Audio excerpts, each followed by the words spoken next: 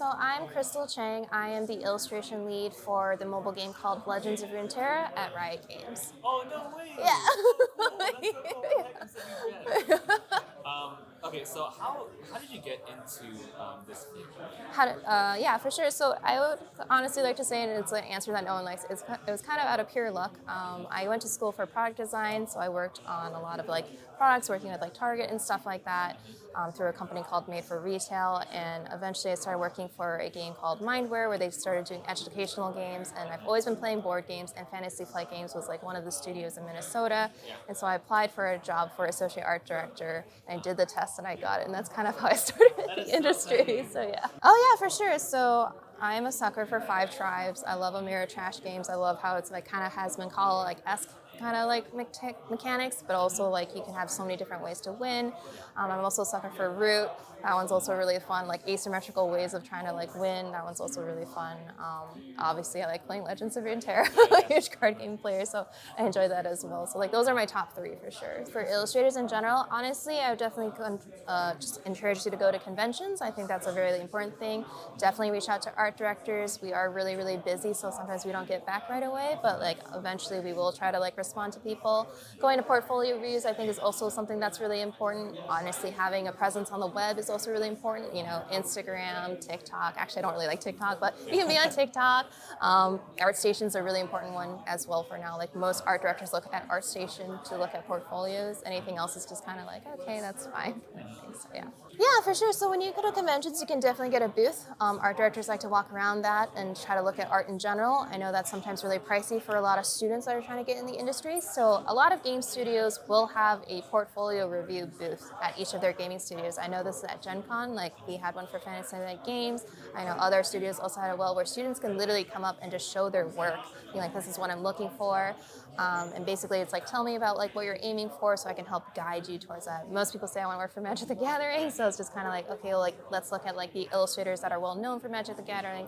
What is the difference between your work and their work, and how do we try to get you there? So yeah. This one's really specific to my industry, but don't get discouraged right away.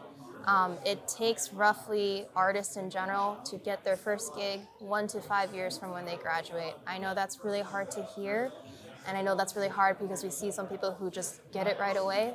Don't get discouraged, don't give up. It will happen. Just keep trying and just keep going forward. I think that's really important. I definitely think it's more easy because of all the social media things. I definitely think one thing as people are getting older and they're realizing is like you don't actually have to go to art school to get into the industry.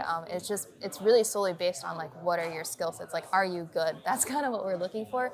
There are benefits to going to school. It is making those connections. It's very important in the art community to make those connections, like, you know, talking to people that you admire, talking and just trying to like learn about other people and like learning from their skill sets. There's actually a thing called Lightbox Expo that's happening today. That's a great one to go to. So that's like all the illustrators are going there, learning about the game industry, learning about like what makes it work. There's like famous like animation people that are there, you know, TV Choi is there, like all sorts of people are there right now, just like mentoring the younger generation, which is really nice. So, yeah. Oh yeah, for sure. It has been definitely a big shift going from tabletop to a live mobile game. Mobile games have more ability to change mechanics. Like, you know, once you print a game, you can't do anything about it. But when it comes to mobile games, like you can go back and change stuff. So that's definitely is a challenge in itself because like nothing is ever set in stone. You always have to go in and adapt. You can adapt a lot easier. You know, you don't have to worry about printing costs and stuff like that. So that's definitely been a challenge where it's like it's never officially done. Yeah, it's always scary. It's always like, oh, something might change. Like we have to add more cards. So for that, it's been a very different shift. For tabletop in general, it's more, in my opinion, a little bit more laxing, but also a little stressful because it's like once you have it down, it's like this is it, like this is what's going out, kind of thing. So it's definitely been a very interesting shift between. There are perks for each one, and there are definitely challenges for each one. Basically, when we worked at Fantasy Flight Games, there was kind of like a overview reviews, like a designer, a graphic designer, a writer, everyone. Like we kind of switched at the studio. We all kind of come together. We do a final pass. Like everyone in the studio can do a final pass. We make the final calls. And And once that's like basically checked off, that's when we send off to printer and hope that everything was checked off. So that's kind of how it goes. Obviously, having editors, like the people who review text, like that's really, really important for sure.